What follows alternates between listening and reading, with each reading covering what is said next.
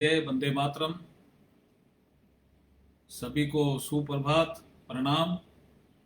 आज का जो कार्यक्रम है वो भारतीय जनता पार्टी प्रदेश इकाई द्वारा एक विशेष विषय पर दिया गया एक कार्यक्रम है जिसका नाम है आत्मनिर्भर भारत अभियान।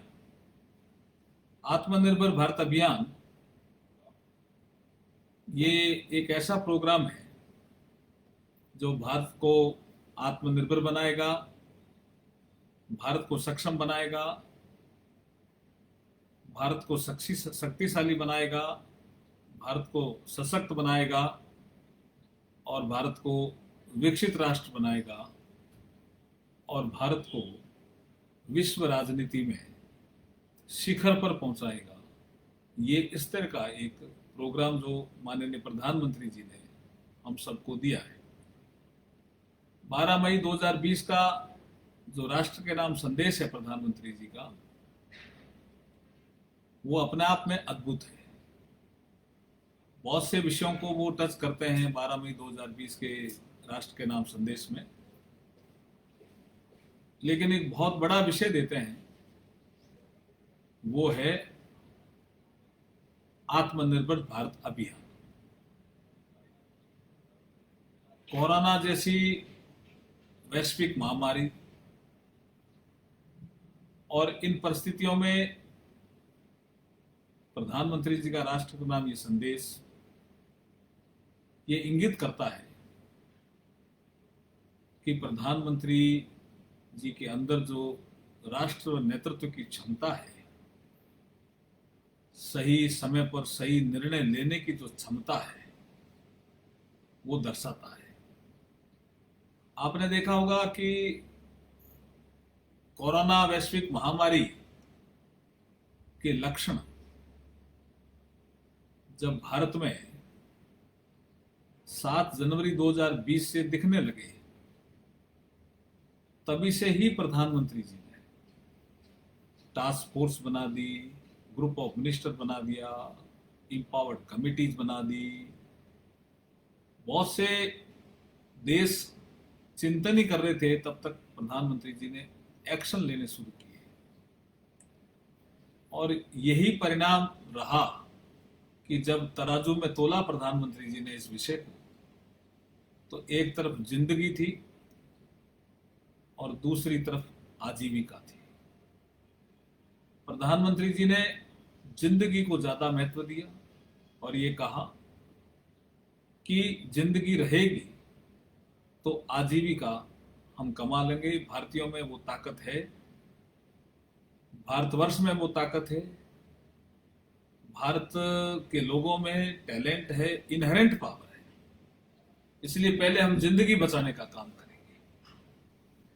जब जिंदगी बचाने की स्थिति में हम कंट्रोल की स्थिति में आए, काफी कुछ नियंत्रण की स्थिति में आए, हमारे यहाँ स्प्रेड उस रफ्तार से नहीं फैल पाया जिस रफ्तार में दुनिया के दूसरे हिस्सों में फैला, तो नेचुरली प्रधानमंत्री जी ने जो दूसरा सब्जेक्ट था आजीविका, उस पे चिंतन मनन मंथन करना शुरू किया।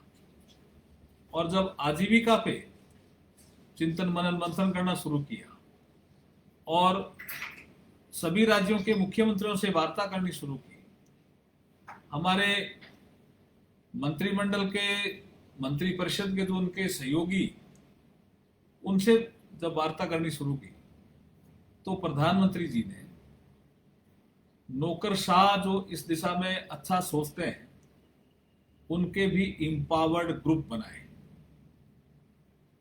ग्रुप ऑफ मिनिस्टर्स में भी उन्होंने 7 ऐसे ग्रुप बनाए जो आजीविका के क्षेत्र में अलग अलग फील्ड में अपनी रिपोर्ट देंगे प्रधानमंत्री जी को। वो फील्ड एमएसएमई सेक्टर का हो सकता है, वो फील्ड एक्सपोर्ट प्रमोशन का हो सकता है, वो फील्ड मेक इन इंडिया को प्रमोट करने का हो सकता है, ई गवर्नेंस का हो सकता है, ई एजुकेशन का हो सकता है, रूरल सेक्टर का हो सकता है, एग्रीकल्चर सेक्टर का हो सकता है। ऐसे सारे सेक्टर्स को मिला करके उन्होंने 7 ग्रुप बनाए मंत्रियों के भी। नौकरशाहों में भी उन्होंने जो इस दिशा में चिंतन करते हैं ऐसे इम्पावर्ड ग्रुप बनाए। कैबिनेट सेक्रेटरी की अध्यक्षता में एक ग्रुप बना और उनको कहा गया कि जितने राज्यों के चीफ सेक्रेटरी हैं उनसे भी आप वार्ता करो। तो हम हमारी इकोनॉमी को आर्थिक पटरी पर कैसे लाएं, ये विषय था। और यही विषय उन्होंने 12 मई 2020 के राष्ट्र के नाम संदेश में टच किया और ये कहा कि हम आत्मनिर्भर भारत बनाने की दिशा में आगे बढ़ेंगे और इसके लिए 20 लाख करोड़ का पैकेज हम देंगे।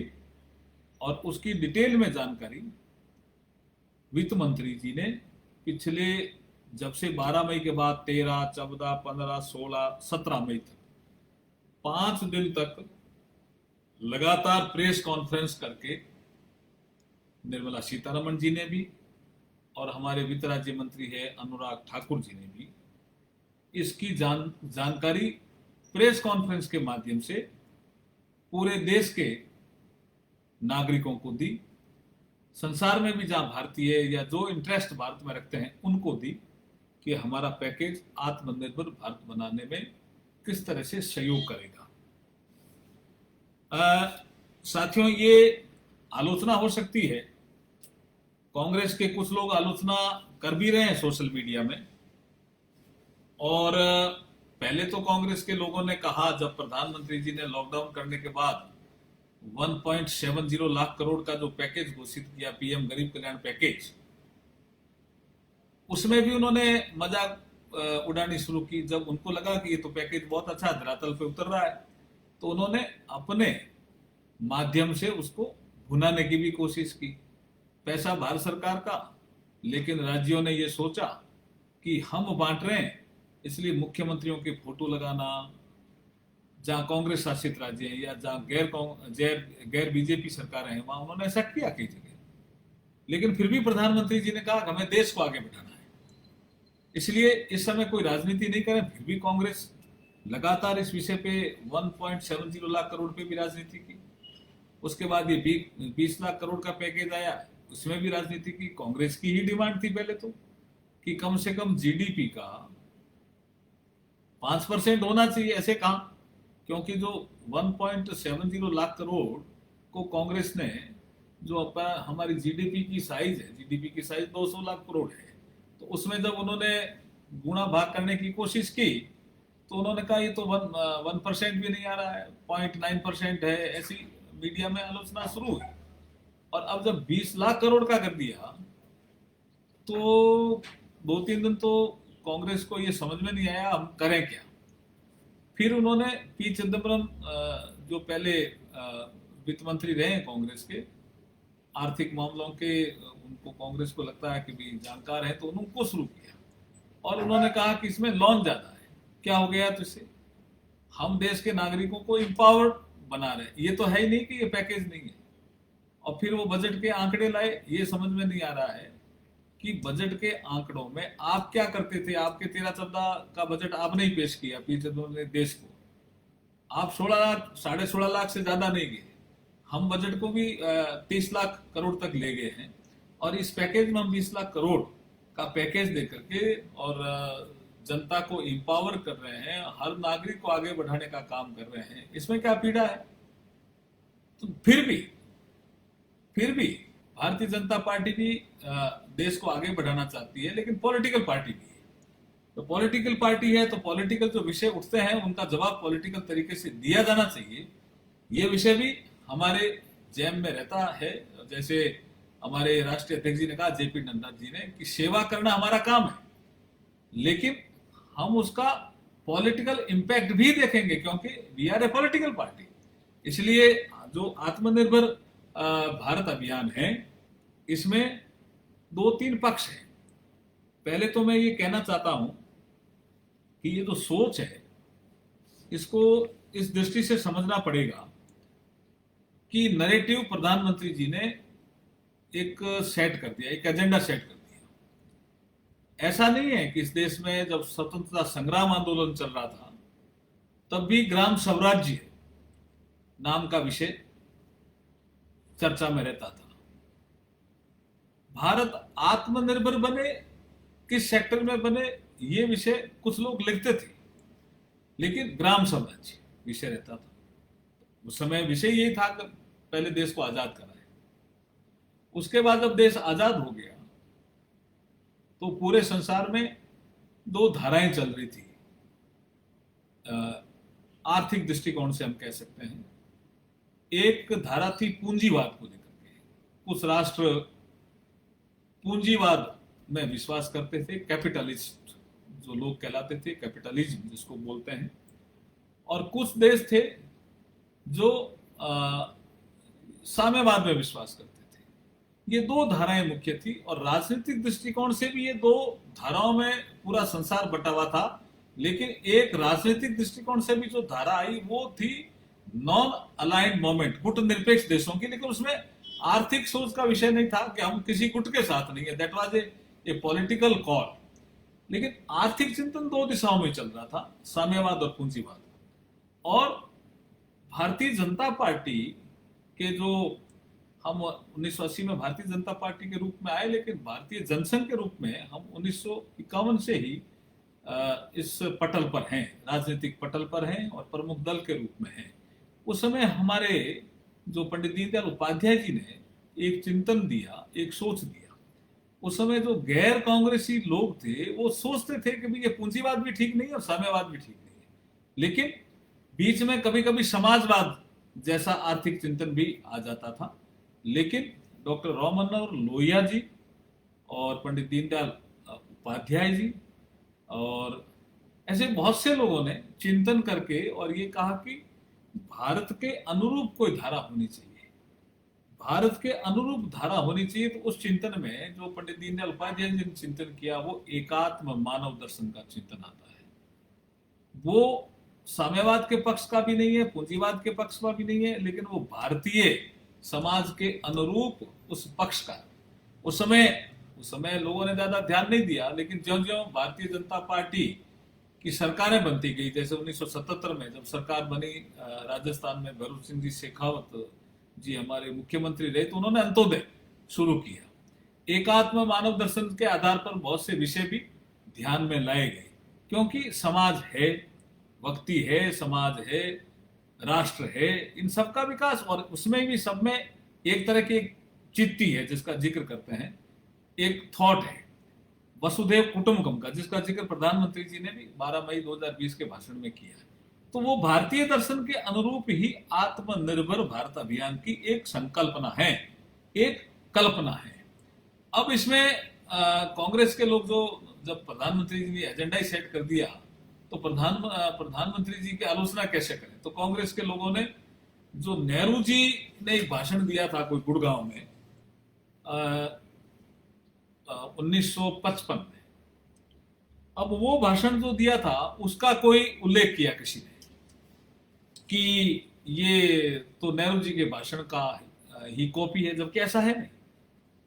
वो भाषण अलग एक थॉट पे आधारित था। और मैंने जैसे कहा, इस देश में ऐसा नहीं है कि आत्मनिर्भरता पे कुछ चिंतन नहीं हुआ, स्वतंत्रता संग्राम के से ही हो रहा है, लेकिन टोटलिटी में किसी ने नहीं सोचा।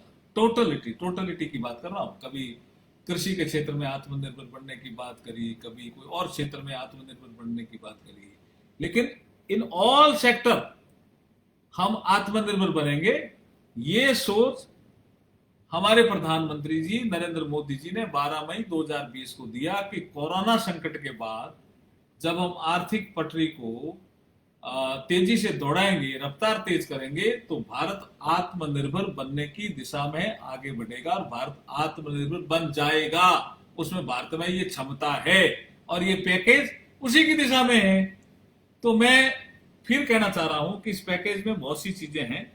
अगर मैं पैकेज की बात करूं तो आप देखिए, ये करीब 20,97,053 20,97,053 ये लाख करोड़ का पैकेज है, लगभग 21 लाख करोड़। और इस पैकेज में जो बहुत सेक्टर अगर अपन देखें तो हम एक एमएसएमई सेक्टर को ले सकते हैं, क्योंकि दो विषय बड़े हैं इसमें। एक मेक इन इंडिया को प्रमोट करना और दूसरा एक्सपोर्ट प्रमोशन को बढ़ावा देना। मेक इन इंडिया को जब हम प्रमोट करेंगे तो हमारे देश में जो उपलब्ध रॉ मटेरियल है, उपलब्ध रॉ मटेरियल का हम कैसे प्रोसेस करें यहीं पर, और रॉ मटेरियल एक्सपोर्ट नहीं हो, प्रोसेस होकर के एक्सपोर्ट हो, नंबर एक, उसका ऑप्टिमम यूटिलाइजेशन हो, और जो रॉ मटेरियल हमारे यहां है उसी तरह का रॉ मटेरियल या वही रॉ मटेरियल इंपोर्ट भी नहीं करें। यह सोच इस आत्मनिर्भर भारत अभियान में है। जैसे एमएसएमई सेक्टर को ये जो वर्किंग कैपिटल सुविधा उपलब्ध कराने के लिए या लोन दिलाने के लिए उनके जो एमएसएमई सेक्टर के व्यवसाय है उनकी डेफिनेशन भी चेंज की है, उसमें सर्विस सेक्टर को भी जोड़ा है और 3 लाख करोड़ उपलब्ध कराए। ये छोटी रकम नहीं है। इससे एमएसएमई सेक्टर के लोग इंपावर होंगे, उसमें सर्विस सेक्टर के लोग भी जुड़ जाएंगे। जो तनावग्रस्त एमएसएमई के लोग होंगे उनको सबऑर्डिनेट लोन मिलेगा। अब ये स्ट्रेस में रहते थे, प्रॉब्लम रहती थी, वो कोई लोन नहीं, ऐसे लोगों को कोई लोन नहीं देता, तो ऐसे 20,000 करोड़ रुपए रखें।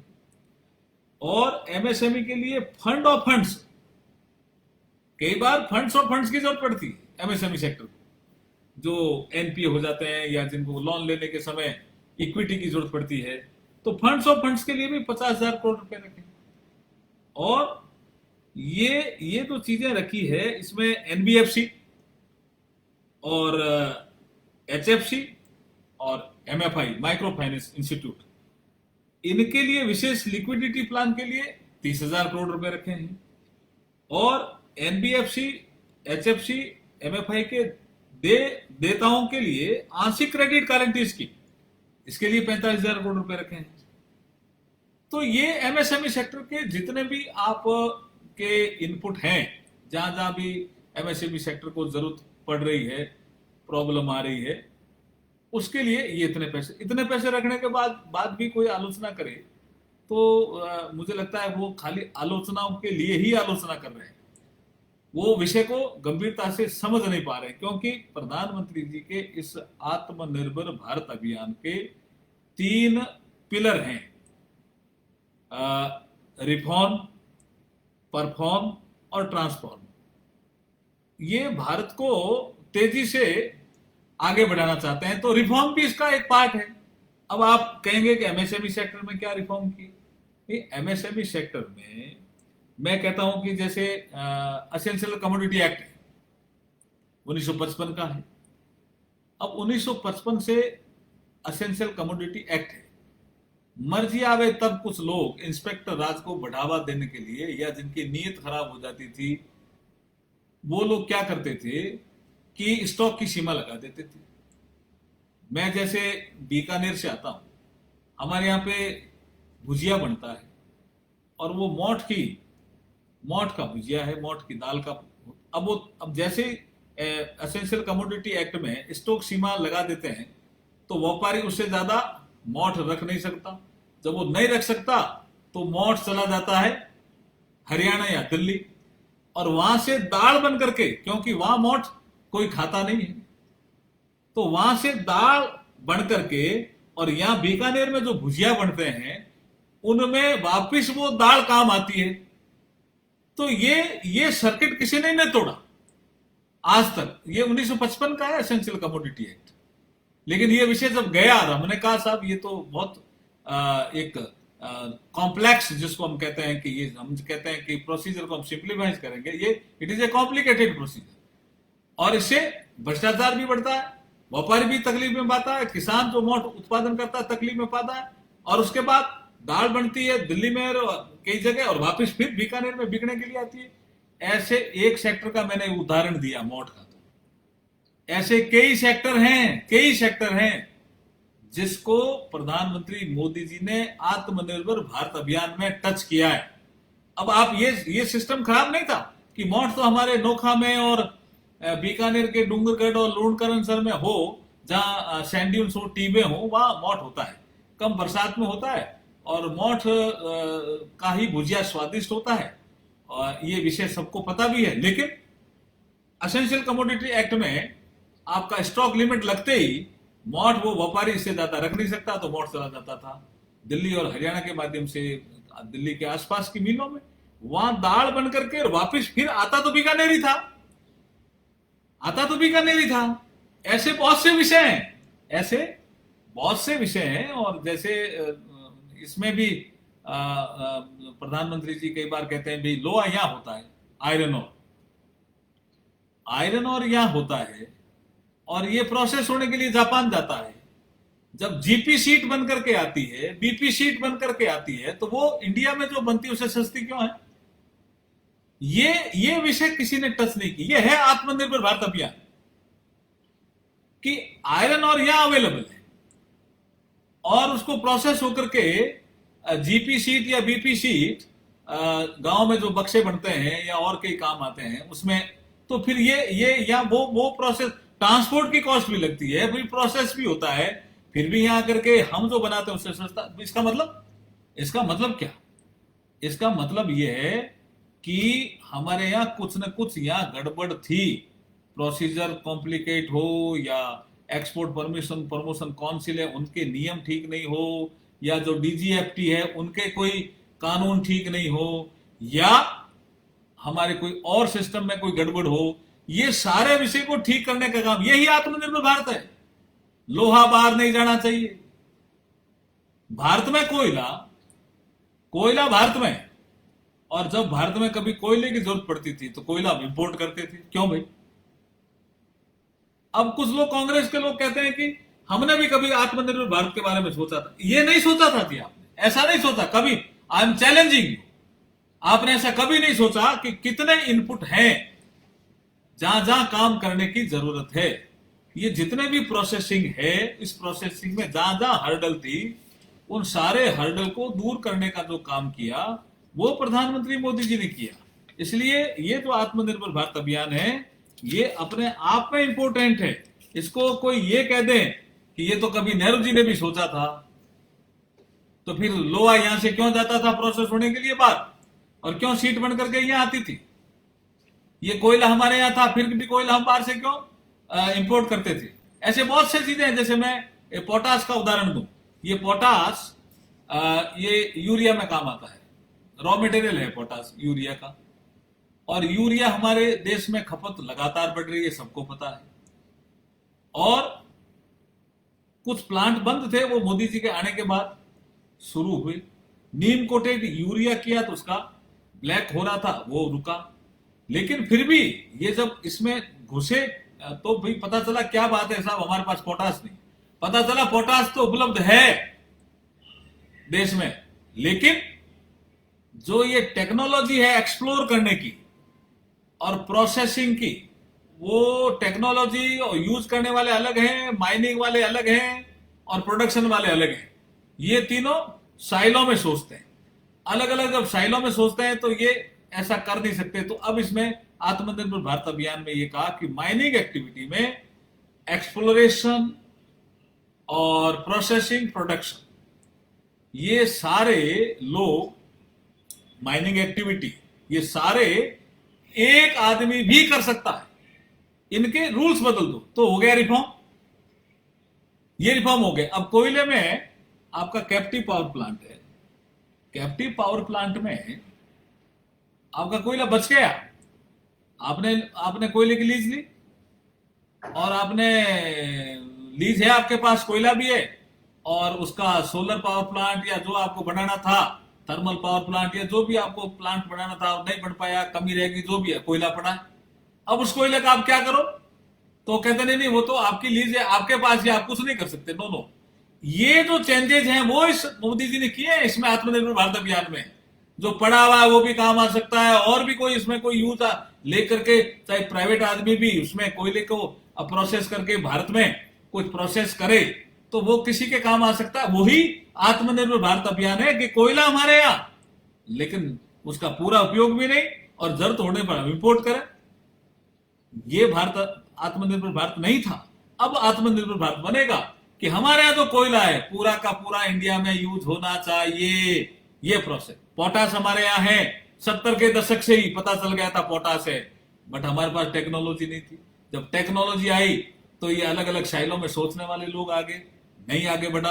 अगर पोटास प्रोसेस हो जाता तो ये 10,000 करोड़ का हर साल जो हम पोटास इंपोर्ट करते हैं वो बच जाता, हमारा इंपोर्ट बिल भी कम हो जाता, और हम यूरिया प्रोडक्शन में भी आगे बढ़ जाते हैं, यूरिया भी हम बाहर से नहीं मंगाना पड़ता। ये आत्मनिर्भर भारत अभियान है। अब उन्होंने, मोदी जी ने कहा कि यूरिया जितना आप यूज कर रहे हो करो, बाहर से मंगाने वाला जो यूरिया है उसकी जगह अगर जैविक करोगे तो यूरिया की खपत भी में भी थोड़ी कमी आएगी। ये आत्मनिर्भरता है। जैविक खेती तो हमारी है। ये आत्मनिर्भरता के ऐसे चैप्टर हैं जो इस आत्मनिर्भर भारत अभियान में टच किए गए हैं। अब मैं केसीसी की बात करता हूं। ये किसान क्रेडिट कार्ड का विषय किसने सोचा जी? सबसे पहले अटल बिहारी वाजपेयी जी। क्या इससे पहले इस देश में प्रधानमंत्री नहीं हुए थे क्या? क्यों नहीं सोचा उन्होंने किसानों के बारे में? अटल जी ने ही सोचा किसानों के बारे में, और ये कहा कि किसान भी किसान क्रेडिट कार्ड रखेगा, रखा। अब इसमें एक विषय चल रहा था कई सालों से कि जो पशुधन रखते हैं किसान, पशुधन पे केसीसी काम नहीं आता, और केसीसी इसका है नहीं। तो जो किसान है वो पशुधन खरीदने के लिए बैंकों पे डिपेंड रहता है, और 13, 14, 15% ब्याज पे वो लोन लेकर के पशुधन खरीदता है। ये विषय मोदी जी ने सोचा। ये आत्मनिर्भर भारत का अंग है कि जो किसान पशुधन खरीदने के लिए अगर उसको पैसे की जरूरत होगी तो उसको केसीसी के माध्यम से अतिरिक्त क्रेडिट मिलेगी। जो केसीसी के माध्यम से जो एडिशनल क्रेडिट मिलेगी उसमें छोटे छोटे उपाय हैं किसानों की इनकम डबल करने के, उसमें पशुधन खरीदने का विषय भी है। ये 2 लाख करोड़ है। इसमें किसको तकलीफ हो सकती है? और अगर लोन के माध्यम से भी पैसा मिलता है और किसान की इनकम बढ़ती है तो किसको तकलीफ है? किसान की इनकम बढ़ने से इनकम जनरेट होती है, सबके पास पहुंचती है किसी न किसी माध्यम से। यह समझने की जरूरत है कि ये देश को इंपावर्ड करना, और जितने सेक्टर हैं उनको इंपावर्ड करना, और उस सेक्टर में लगे हुए लोग हैं उनको इंपावर्ड करना, मजबूत करना, यही आत्मनिर्भर भारत अभियान का एक उद्देश्य है, जिसको मोदी जी ने 12 मई 2020 को घोषित किया। अब एक विषय चलता है, मैं तो गांव का आदमी हूं। अब आप जो खुरपका बीमारी हो जाती है, मुंह पका बीमारी हो जाती थी, वैक्सीन का विषय नहीं था। तो अब अगर पशुओं में ये जो बीमारी है ये अगर नहीं होगी तो इससे किसको फायदा होगा? इसकी भी आलोचना कम से कम यार आलोचना करते समय देखो तो सही कि ये कितनी बड़ी जरूरत की चीज थी। तो छोटी छोटी बातों को भी मोदी जी ने सोचा कि किसान क्यों परेशान होता है जो पशु पालता है। तो ये जो पशु रोग जिसको मुंह पका खुरपका कहते हैं, इसके बचाव के लिए 100% टीकाकरण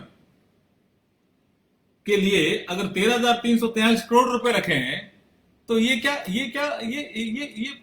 पैसा काम नहीं आएगा? ये पैसा काम आएगा। देखिए मैं कह रहा हूं कि फाइनेंशियल मैनेजमेंट में जो कांग्रेस आलोचना कर रही है कि डायरेक्ट क्या दिया, डायरेक्ट भी दिया है कई जगह, बहुत सी जगह दिया है। ये विधवा पेंशन है, डायरेक्ट दिया है। पीएम किसान निधि में पैसा गया है, ये डायरेक्ट गया है। हम गेहूं दे रहे हैं गरीब को, ये डायरेक्ट गया है। अब जो एपीएल के 8 करोड़ लोग हैं उनको जो अनाज देंगे ये डायरेक्ट जाएगा। डायरेक्ट भी जा रहा है, लेकिन मॉनेटरी मैनेजमेंट के माध्यम से हम जनता को, राज्यों को भी इंपावर्ड भी कर रहे हैं। अब आपके राजस्थान की बात करें, हम राजस्थान के मुख्यमंत्री लंबे समय से कह रहे थे, लंबे समय से, अभी से नहीं, कि साहब कोविड के बाद जो संकट आएगा राज्यों को इंपावर्ड नहीं कर रहे हैं। अब मेरी ये समझ में नहीं आ रहा कि क्या ये वेज एंड मीन्स का जो 1 लाख का ये बार बार कह रहे थे, ये एडवांस जो 60% किया, ये राजस्थान को लाभ नहीं होगा क्या? RBI increases ways and means advances to states and UT by 60%। इसका लाभ राजस्थान को भी होगा, कैसे नहीं होगा? और जो बोरोइंग कैपेसिटी थी उसको 3% सीलिंग पे रख रखा था, राज्यों की बोरोइंग की सीलिंग, उसकी भी डिमांड थी राजस्थान के मुख्यमंत्री की, उसको 3 से 5% किया। तो इसमें लाभ नहीं होगा क्या राजस्थान को, इसमें भी राजस्थान को लाभ होगा। तो ये पैसा जो राज्यों को मिलेगा और उसके माध्यम से लोगों को मिलेगा, तो ये इसका लाभ होगा, इसकी भी बात नहीं कर रहे हैं। मेरे तो ये समझ में नहीं आ रहा है कि उनको खाली आलोचना के लिए आलोचना करनी है। तो आप कह दीजिए भी हम तो चूंकि सेंटर में पावर में नहीं है इसलिए हम आलोचना ही करेंगे, तब तो अलग बात है।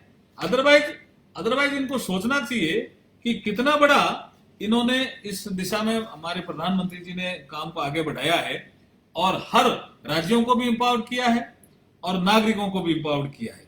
और यही कारण है कि अंतर्राष्ट्रीय मुद्रा कोष ने जब स्टडी की कि कोविड-19 मैनेजमेंट को कौन ठीक तरीके से कर रहा है, तो सबसे ज्यादा जो हाईएस्ट मार्क्स मिलते हैं वो हमारे प्रधानमंत्री मोदी जी को मिलते हैं, भारत को मिलते हैं। इससे भारत का मान और सम्मान बढ़ा है। उसमें एक चीज और स्टडी का एक सब्जेक्ट था कि जीडीपी कितनी रहने वाली है, और खाली भारत के लिए नहीं था, वो G20 जो बहुत विकसित देश हैं उनके लिए भी था। तो उनके जो स्टडी करने वाले मिस्टर दास ने बताया है कि अंतर्राष्ट्रीय मुद्रा कोष के अनुसार हमारे देश की आर्थिक वृद्धि दर 1.9% रहने का अनुमान है। 1.9%, जिसको कांग्रेस वाले कह रहे हैं माइनस जाएगी। ये हम नहीं कह रहे हैं भैया, IMF कह रहा है, ये अंतर्राष्ट्रीय मुद्रा कोष कह रहा है कि देश की आर्थिक वृद्धि दर 1.9% रहने का अनुमान है, लगभग 2%। और आगे वो और कह रहे हैं मिस्टर दास कि G20 देशों में भारत की स्थिति बेहतर रहेगी, G20 में बेहतर रहेगी। वैश्विक अर्थव्यवस्था में 9 खरब डॉलर का नुकसान हो सकता है, जो जापान और जर्मनी की जीडीपी के बराबर हो सकता है। उसके बावजूद भी भारत की जीडीपी 1.9% रहने का ये जो अनुमान IMF लगा रहा है, इसको भी देख लो भाई कांग्रेस के लोगों, माइनस जीडीपी हो जाएगी। किसी ने बोल दिया, आपने आलोचना करनी शुरू कर दी। ये तो स्टडी बेस्ड है, जो कोविड-19 को मैनेज किया है मोदी जी ने, उसके आधार पर, और लॉकडाउन के बाद की स्टडी है। ऐसी स्टडी को भी तो देख लो, इट्स ए टेक्निकल स्टडी और इसकी रिपोर्ट है ये। तो मैं फिर कह रहा हूं कि आत्मनिर्भर भारत अभियान का जो सब्जेक्ट था, वो सब्जेक्ट रिफॉर्म, परफॉर्म और ट्रांसफॉर्म, उस पर आधारित था। अब आप देखिए, कभी कभी मुझे हंसी भी आती है, लोकसभा में मैं देखता हूं कि जब जनधन खाते खुले और हमारी ओर से बोलने वाले जब जनधन खातों का उल्लेख करते हैं और वो कहते हैं कि मोदी जी ने 31 करोड़ लोगों के जनधन अकाउंट खोल दिए, तो कांग्रेस के लोग आलोचना करते हैं। वहां लोकसभा में मैं देखता हूं, कभी कभी राज्यसभा में भी देखता हूं कि खाते तो खुल दिए, पैसे नहीं आए। अरे भाई, आप समझ नहीं पा रहे हो, फाइनेंशियल इंक्लूजन का पहला पार्ट क्या है? खाते खुलना। और फिर कहते काम क्या आएंगे खाते क्या? अब आप देखना, इसमें अब जब कभी भी लोकसभा बैठेगी तब भी मैं भी बोलूंगा, और मैं आपके माध्यम से बताना भी चाह रहा हूं अभी कि ये जनधन अकाउंट नहीं होते तो ये लॉकडाउन के पीरियड में जो डीबीटी के माध्यम से सीधे पैसे गए वो नहीं जा पाते। ये कितना बड़ा काम किया, पीएम किसान निधि के पैसे सीधे चले गए, गरीबों की पेंशन पैसे सीधे चले गए, स्कॉलरशिप सीधी चली गई। ये जनधन अकाउंट का एक इतना बड़ा, जिसको हम कहते हैं कि बेस खड़ा कर दिया मोदी जी ने। इसलिए आत्मनिर्भर भारत बनने की ओर हम तेजी से बढ़ रहे हैं। अब एक विषय में आगे और आपको टच करना चाह रहा हूं कि बार बार ये कई बार कहते हैं कि ये मजदूरों को क्या मिला, किसानों को क्या मिला। भाई, ये जो पैसा है, जैसे सेस का पैसा, कंस्ट्रक्शन सेस, तो ये कंस्ट्रक्शन सेस का पैसा मजदूरों को नहीं मिल रहा है। मेरी ये समझ में नहीं आ रहा है कि भाई आप ईपीएफ का जो कंट्रीब्यूशन है वो भारत सरकार कंट्रीब्यूट कर रही है, वो पैसा आखिरकार क्या मजदूरों को भी तो इंपावर करना है। लेबर रिफॉर्म कर रहे हैं, उसमें भी मजदूरों को बेनिफिट है। और ये माइग्रेंट लेबर में 8 करोड़ वो लोग चल रहे आ रहे हैं या आवाजाही में रहेंगे जिनके पास कोई कार्ड नहीं है, उनको हम 2 महीने फ्री गवर्नमेंट अभियान अनाज देगी। ये डायरेक्ट बेनिफिट नहीं है।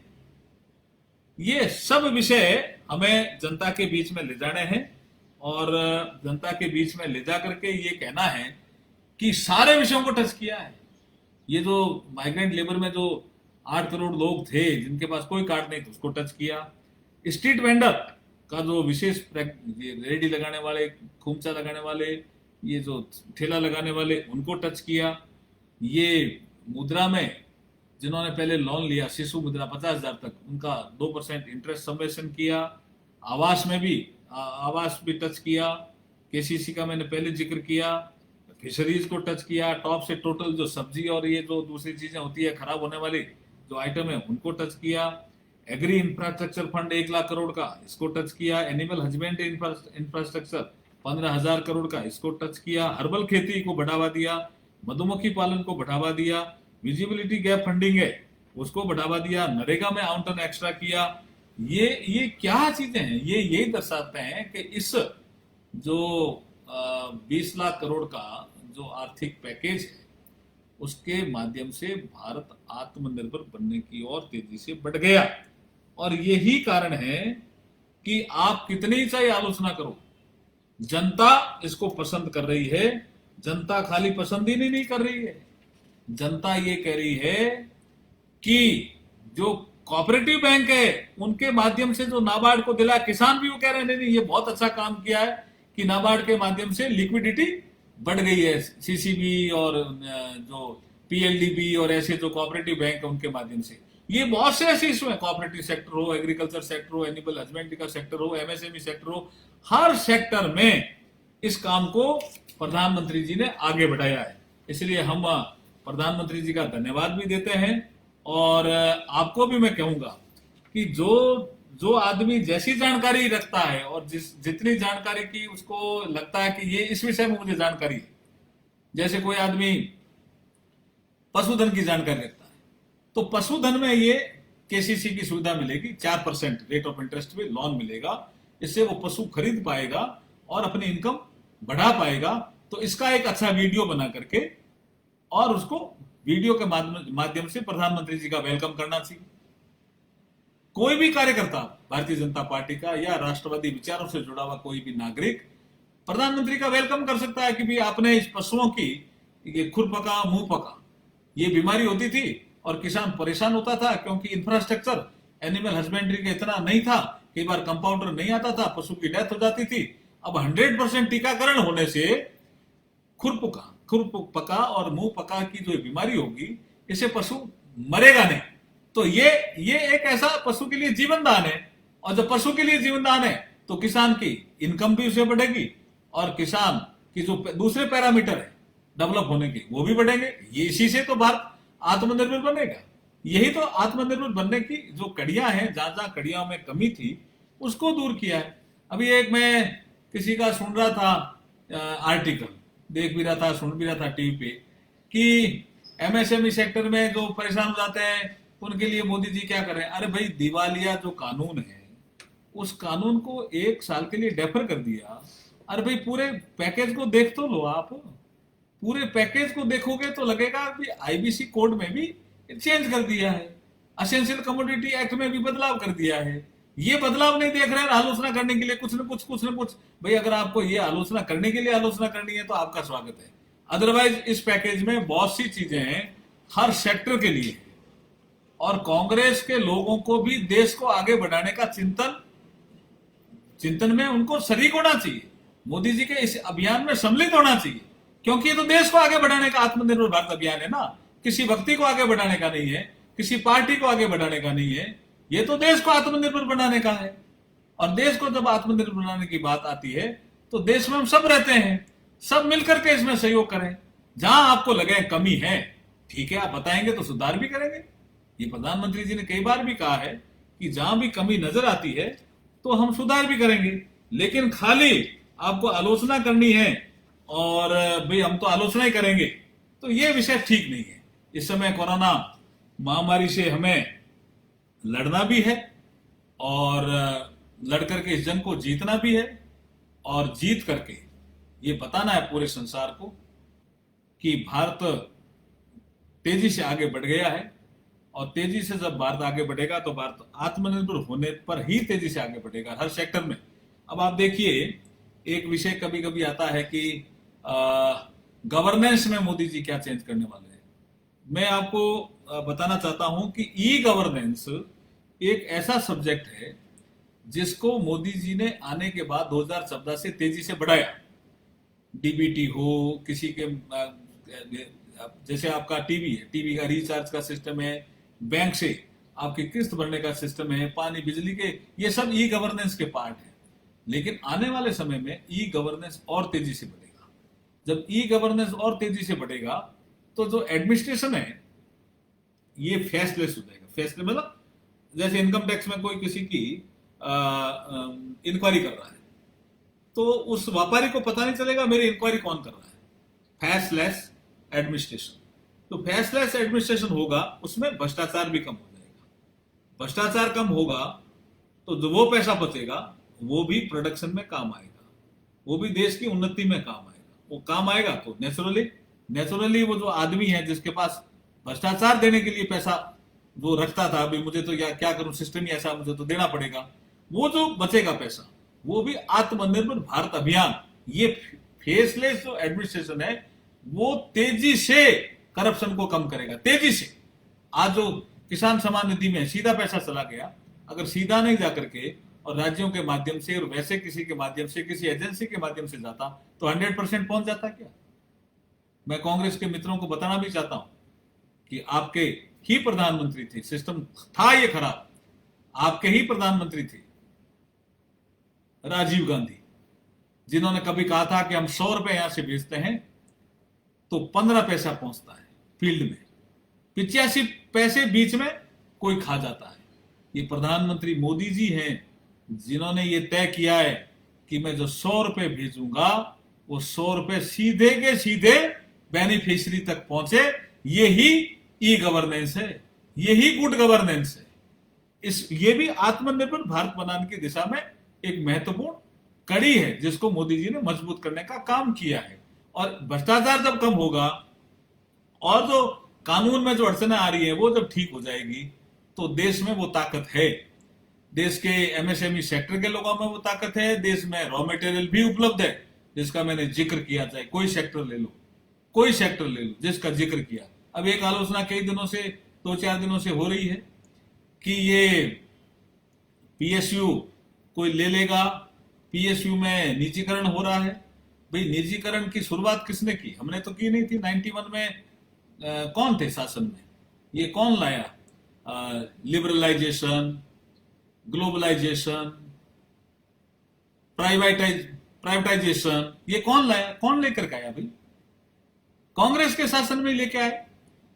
इसमें भी कुछ बहुत सी कमियां रह गई थी, लेकिन अब जो हम करने जा रहे हैं वो आत्मनिर्भर भारत की दिशा में करने जा रहे हैं। देखो मैं एक उदाहरण देता हूं, रेलवे। अब रेलवे में करीब करीब मेरे ख्याल में 15 के आसपास पीएसयू है। अब हमने ये कहा है कि हम 4 से ज्यादा पीएसयू नहीं रखेंगे, तो क्या गलत है जी इसमें? इसकी भी आपको आलोचना करनी है कि 4 से ज्यादा हम पीएसयू नहीं रखेंगे। एक स्ट्रेटेजिक सेक्टर है, railway is also strategic sector. अब 4 हो जाएंगे तो बाकी मर्ज हो जाएंगे। अब इसमें आलोचना करनी शुरू कर दी कि वो तो निजीकरण हो जाएगा और ये हो जाएगा। अरे भाई अभी ये 15 पीएसयू की जरूरत है क्या? कैंटीन चलाने के लिए अलग पीएसयू क्या? मेरे समझ में नहीं आ रहा।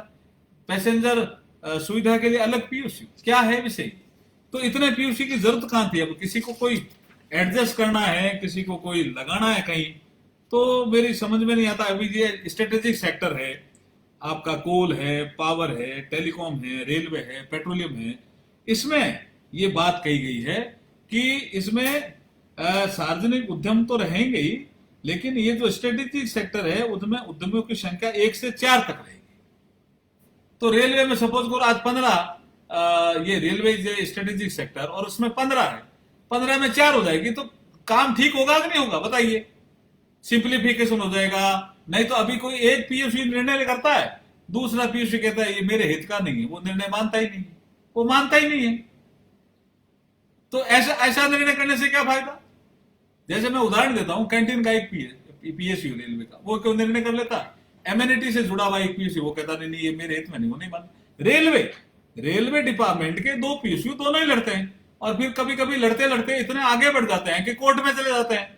ये कैंटीन वाले पीयूसी का भी कोर्ट में खर्चा होता है, और एम्यूनिटी पैसेंजर को सुविधा देने वाले पीयूसी का भी कोर्ट में खर्चा होता है। वकील लड़ते रहते हैं, कई सालों तक लड़ते रहते हैं। खर्चा किसका हो रहा है? खर्चा तो देश का ही हो रहा है ना। ये ऐसे खर्चे भी इसमें रोकेंगे, ये सब इसके पार्ट हैं। ये ऐसे ही नहीं बनाया है इसको, आत्मनिर्भर भारत अभियान को। तो इसलिए कहा गया है कि जो स्टैटिक सेक्टर के coal, power, telecom, railway, petroleum etcetera जो सेक्टर हैं, उनमें अगर पीएसयू है तो 1 से 4 तक ही संख्या रहेगी, बाकी मर्ज हो जाएंगे। भाई क्या तकलीफ का विषय है? ऐसे सुधारों की भी आलोचना करते हैं, समझ में नहीं आता। अब इसकी भी कई लोग कभी कभी कहते हैं कि राज्यों को जो नेट बोरोइंग है उसमें 3% से 5% कर दिया, ये तो हमारी डिमांड थी, तो इसका तो स्वागत कर दो। आपकी डिमांड थी तो आपने तो नहीं किया। भाई मनमोहन सिंह जी 10 साल थे तब भी डिमांड नहीं थी क्या इसकी? मनमोहन सिंह जी भी 10 साल थे तब भी डिमांड थी, क्यों नहीं पूरा हुआ? हमने पूरा किया, इसका तो स्वागत कर दो। इससे राज्यों की जो बोरोइंग सीलिंग है, जो 3% थी, उसको हम 5% कर रहे हैं। राज्यों के पास जो एक्स्ट्रा पैसा आएगा, लेकिन इनमें भी शर्त लगाई, उसकी आलोचना कर रहे हैं। क्या शर्त गलत है जी इसमें? इसमें क्या शर्त गलत है? शर्त ये लगाई है कि एक देश एक राशन कार्ड। ये जो बढ़ी हुई सीलिंग है जिसमें आप पैसा मिलेगा, आपके पास पैसा आएगा, वो एक देश एक राशन कार्ड में काम आएगा। क्या गलत है? आज जो माइग्रेंट लेबर का विषय है और इस लेबर में परेशान लेबर हो रहा है, तो कभी कभी ऐसा लगता है कि भाई अगर राशन कार्ड चल जाता सब जगह एक ही, और राशन कार्ड की पोर्टेबिलिटी होती और सब वो देश में एक ही होता, तो ये तकलीफ नहीं आती। तो अब अगर हमने कहा कि अब एक देश ने एक राशन कार्ड में इस पैसे को लगाओ, तो क्या तकलीफ इसमें? इसमें तकलीफ होनी नहीं चाहिए। हमने कहा ईज ऑफ डूइंग बिजनेस में पैसा इसमें लगाना पड़ेगा, तो क्या इसमें इस शर्त में भी कोई तकलीफ नहीं होनी चाहिए? जो बिजनेस करने में तकलीफ आ रही है उसको आप दूर करोगे, उसके लिए पैसे की जरूरत है, तो बड़े भी सीलिंग का पैसा उसमें काम में लेोगे, तो क्या तकलीफ है? तीसरा हमने कहा पावर डिस्ट्रीब्यूशन में हमने 90,000 करोड़ आत्मनिर्भर भारत अभियान में भी डिस्कॉम के लिए दिया है, तो पावर डिस्ट्रीब्यूशन में आप इस काम में लोगे जो आपका सीलिंग में जो बढ़ा हुआ पैसा है, तो क्या दिक्कत है? और चौथा हमने कहा है कि अर्बन लोकल बॉडीज का जो रेवेन्यू है, आज कई जगह नगर निगम है, नगर परिषद है, नगर पालिकाएं हैं, उनकी आर्थिक स्थिति अच्छी नहीं है, तो अब स्वच्छ भारत अभियान में कई जगह काम करना पड़ता है। सिंगल यूज प्लास्टिक का है, साफ सफाई में कई जगह काम करना, पैसा नहीं है। तो ये जो बढ़ी हुई सीलिंग का पैसा आपको मिलेगा 2% एक्स्ट्रा जीडीपी का, आपके स्टेट जीडीपी का, ये अर्बन लोकल बॉडी की रेवेन्यू को बढ़ाने का भी काम करेगा, तो इसमें क्या तकलीफ है? इसलिए कई बार चलते रस्ते कोई आलोचना कर देते हैं, वो ठीक नहीं है। ये सारे निर्णय देश हित में लिए गए हैं, और जो देश हित में जो निर्णय लिए गए हैं उसके कारण ही ये इसकी हर जगह तारीफ हो रही है। हाँ, एजेंडा सेट किया है, एजेंडा सेट में जो कुछ लोग जो कॉमरेड टाइप लोग हैं, कुछ कांग्रेस के कट्टर जो ऐसे लोग हैं जिनको मोदी जी की कोई भी सोच या कोई भी सिद्धांत पसंद ही नहीं है, तो वो आलोचना करते हैं। तो कभी कभी नेहरू जी का भाषण ले आते हैं। मैंने पहले कहा कि 1955 में गुड़गांव में जो नेहरू जी ने भाषण दिया वो डिफरेंट था। ये जो मैंने इतनी चीजें बताई है, ये है आत्मनिर्भर भारत। ये उस समय कहां थे भाई? कोई विषय ही नहीं था। ये आत्मनिर्भर भारत का विषय है। इसलिए ये जो आपका 5 क्षेत्रों पर जो विशेष रूप उन्होंने बल दिया है, उसमें आत्मनिर्भर भारत में एक तो इकोनॉमी की बात की है, इस पे बल दिया है। इंफ्रास्ट्रक्चर की बात की, इस पे बल दिया है। टेक्नोलॉजी बेस्ड सिस्टम की बात की है, इस पे बल दिया है। वाइब्रेंट डेमोग्राफी की बात की है, इस पे बल दिया है। और सप्लाई चेन, डिमांड और मांग बढ़ाना, इस पे बात की है। राहत पैकेज में इन्हीं 5 विषयों को प्राथमिकता में रखाया गया है, जिससे भारत जो है वो आत्मनिर्भर बनेगा। इसमें किसी को कोई तकलीफ होनी ही नहीं चाहिए। और मैं एक चीज और कहता हूं, जो 12 मई 2020 के भाषण में साफ साफ है कि जो उद्यम होता है, जिसको हम इंटरप्राइजिंग कहते हैं, या काम करने की जो कठिन परिश्रम करने की जो क्षमता होती है, उससे ही कार्य की सिद्धि होती है। ये सोच है वर्तमान सरकार का, न कि सोचने मात्र से। उद्यम से ही कार्य की सिद्धि होती है, न कि सोचने मात्र से। वो सोचती रही, वो मनमोहन सिंह जी ऐसा सोचते ही रहे, पर कर नहीं पाए ना। कांग्रेस 70 वर्षों तक सोचती रही और मोदी जी ने करके दिखा दी। ये हमारा सही समय पर सही निर्णय लेने की क्षमता जब किसी नेता में होती है तो वो करके दिखाता है, और यही मोदी जी ने पर रिफॉर्म, परफॉर्म और ट्रांसफॉर्म करके दिखाया है। और मैं ये चीज और कहना चाह रहा हूं कि आत्मनिर्भरता आत्मनिर्भरता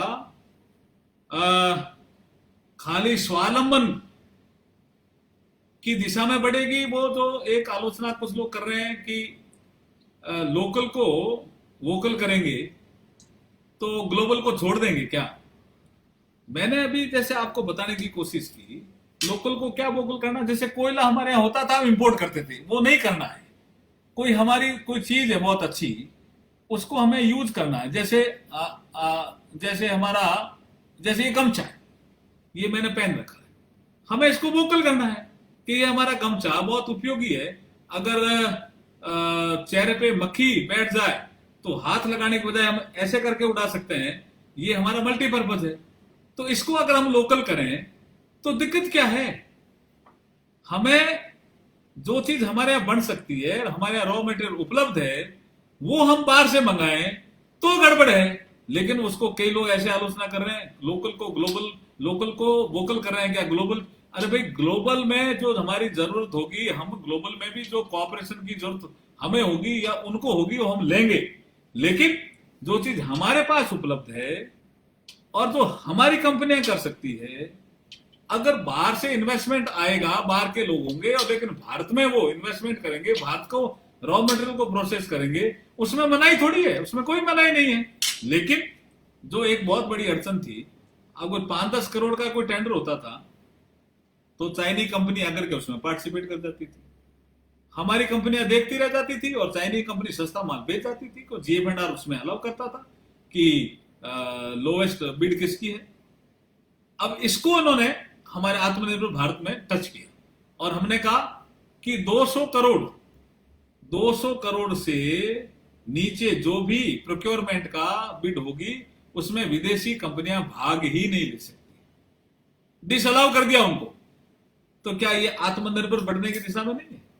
200 करोड़ रुपए का किसी ऑर्गेनाइजेशन में, किसी पीयूसी में, किसी भारत सरकार के दफ्तर में अगर कोई बिड होगी, निविदा होगी और भारत की कंपनियां ही भाग लेगी, भारत के लोग ही भाग लेंगे, भारत के प्राइवेट सेक्टर के लोग भाग लेंगे या भारत के जो इंडस्ट्री वाले भाग लेंगे, तो इससे भारत के लोगों का जो आर्थिक स्तर है वो सुधरेगा और भारत में इन चीजों का निर्माण होगा, मेक इन इंडिया हो जाएगा, तो भारत आत्मनिर्भरता की दिशा में बढ़ जाएगा। तो इसमें क्या गलत है। ये कई विषय टच किए हैं और मैं फिर कह रहा हूं कि जो 4 जो रिफॉर्म, परफॉर्म और ट्रांसफॉर्म, ये बेसिक है। लेकिन इसमें जो पिलर जो गिना है मोदी जी ने आत्मनिर्भर भारत अभियान के, हमारे प्रधानमंत्री जी ने, वो है लैंड, लेबर, लिक्विडिटी और लॉ।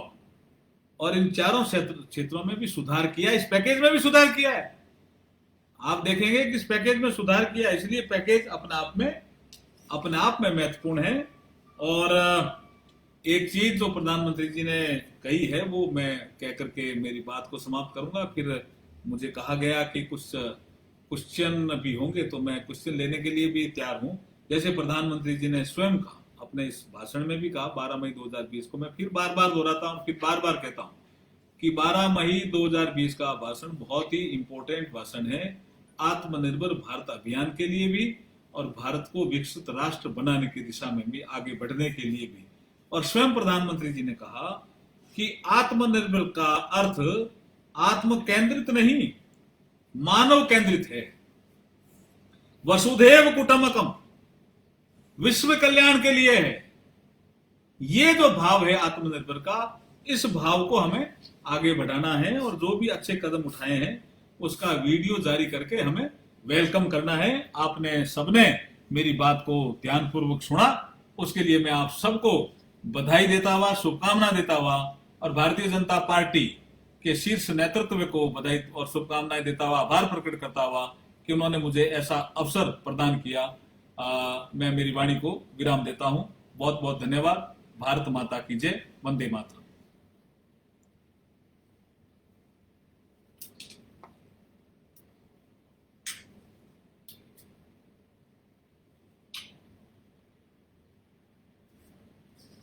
अविनाश जी, कोई क्वेश्चन है?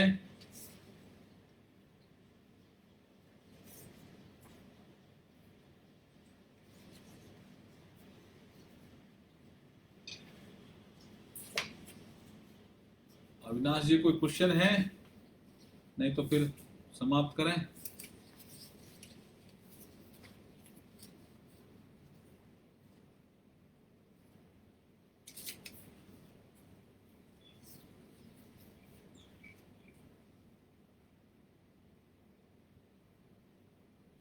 तो ठीक है, फिर क्वेश्चन नहीं है तो फिर लास्ट में मैं समापन कर देता हूं। अब कहां रुकना है, बस चलते जाना है। आत्मनिर्भर भारत बनाना है। बाधाएं आएगी, आती रहे, अब किसे घबराना है। आत्मनिर्भर भारत बनाना है। ये वक्त भी गुजर जाएगा। कोरोना को अब तो मिटाना है और आत्मनिर्भर भारत बनाना है। आत्मनिर्भर भारत बनाना है। भारत माता की जय। वंदे मातरम।